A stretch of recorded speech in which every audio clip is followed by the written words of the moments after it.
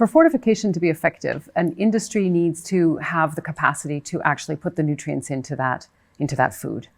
So it's very difficult to do that if it is a very small industry. So for example, in some countries, dairy is produced by many, many small producers and then sold directly to the market. That would be a difficult situation in which to fortify milk, because as it would be similarly with wheat. If wheat is being produced locally, milled locally by very small millers, and then consumed by the population directly from those small mills, it's very difficult to fortify, simply because those small businesses, the small industry, the technology isn't very well developed. The quality control to work across the thousands of small mills or small dairies would be very difficult to manage. So one of the characteristics of successful food fortification is that it's a substantially or a sufficiently large industry business that is able to use the proper equipment, manage the proper control, quality assurance procedures, so that there is an assurance of the product being consumed. So we sometimes call that the fortifiable version of that food vehicle. So whether milk is a good carrier for nutrients, for fortification, obviously, first of all, it depends on what the deficiencies are in that population, whether it is technologically feasible to add those nutrients to the milk, which milk is actually one of those vehicles that's relatively easy to fortify in that sense. But then it depends on the nature of the industry and where people are procuring that food, and the subset of the population who are deficient. Do they get the milk from the industry that is sufficient size and consolidation to be able to effectively fortify that product? So across India, there are several dairies that are fortifying milk. There's a long experience in Latin America of fortifying milk, in Mexico, in Chile, where they've done so successfully. And it is working in collaboration with the business, and then assuring that the people who are deficient are consuming the product from the kind of industry that is capable of fortifying.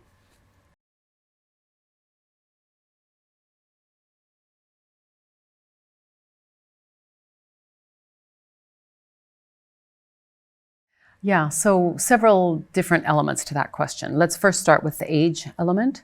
So again, it depends on what children are consuming. Obviously, young children, particularly under 5, consume a very small quantity of food. They have small stomachs, and so therefore the nutrients that are in their food, they must have a much richer density of nutrients for the amount of food that they consume. When you fortify a food for the general population, like milk, food that might be eaten by anybody, so milk or wheat flour or maize flour or such products like that, you have to fortify at a level that won't become toxic to anyone, right? It meets the needs but won't become too high. So for those kinds of foods, the amount of nutrient that will be fortified will be set based on the consumption of adults. And usually we use an adult male because typically they would consume the largest quantity within a population. So for those staple foods, shall we call it, the nutrient contribution that the young children, the very young children, will receive is obviously going to be smaller. Now that said, we've done some research across several countries that are fortifying, for example, oil with vitamin A. That's one of the interventions also here in India. Several states are fortifying cooking oil with vitamin A. And we've found that just simply because there's a fairly substantial amount of cooking oil in the complementary foods that are consumed by infants and young children, they are receiving a substantial proportion of their daily requirements of vitamin A from that oil. So again, it's dependent on the vehicle that you're using, the food fortification vehicle, the pattern of consumption and utilization of that, whether they will meet the needs of young children. With wheat flour and so forth, just by the nature of how much you can put in those foods and how much young children are likely to eat, the contribution will be obviously much smaller.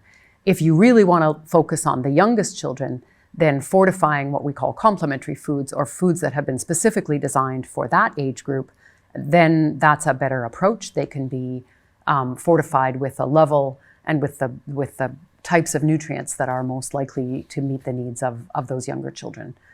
With school-age children and adolescents, they obviously consume a larger quantity of the food, and the evaluations that have been done have found significant impacts within school-age children, adolescents, and adult populations, even for wheat flour, for example.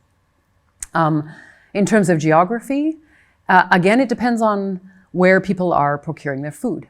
So, for example, we did an assessment in Nigeria.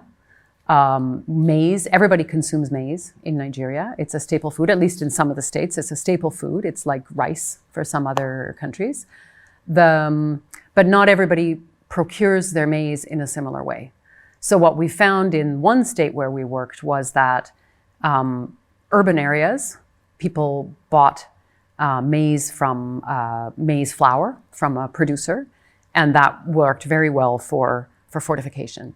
But in the rural areas, they were more likely to either home produce maize and then grind that maize themselves, or get their maize ground from a very small local mill that served perhaps a small community or several households.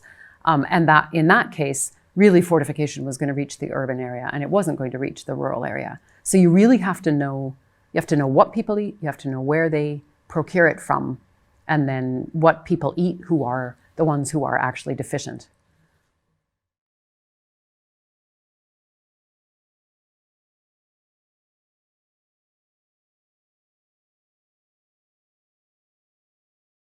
That's a good question. Certainly public-private engagement is critical for the solution. Fortification is a public-private engagement, right? The business is the one that will fortify.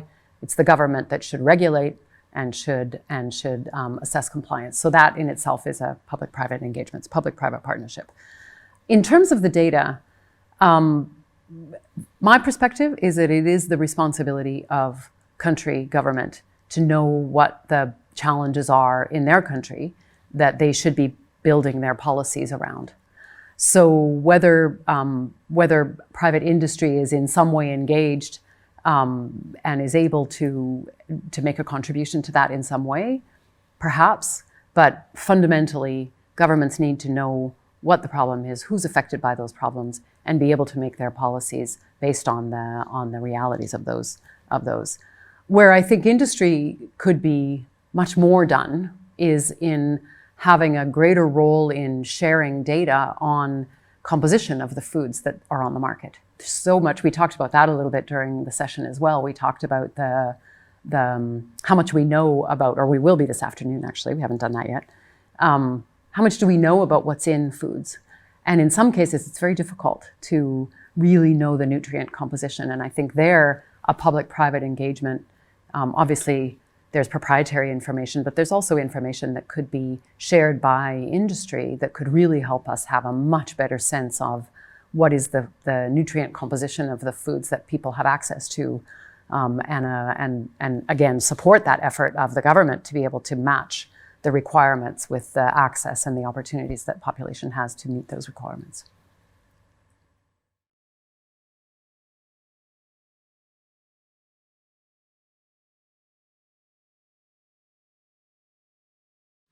Yeah, that's a really good question and a difficult question to answer. So there have been some studies done with supplementation of either a single nutrient or several nutrients, and looking at growth outcomes. And typically what we see is that it is a minor contribution. So maybe you get a little bit better growth, but you're not closing the gap of that growth. And I think this is the challenge that we have. We can't isolate the single, even though micronutrient malnutrition and the quality of the diet generally contributes to impaired growth, only singling that out and not comprehensively addressing all of the multiple determinants isn't necessarily going to make a difference. If that, let's say zinc, let's say the child is zinc deficient, if you close that gap and you take that child from deficient to sufficient, there may be another limiting factor within the many multiple factors that impede their growth that they still won't grow.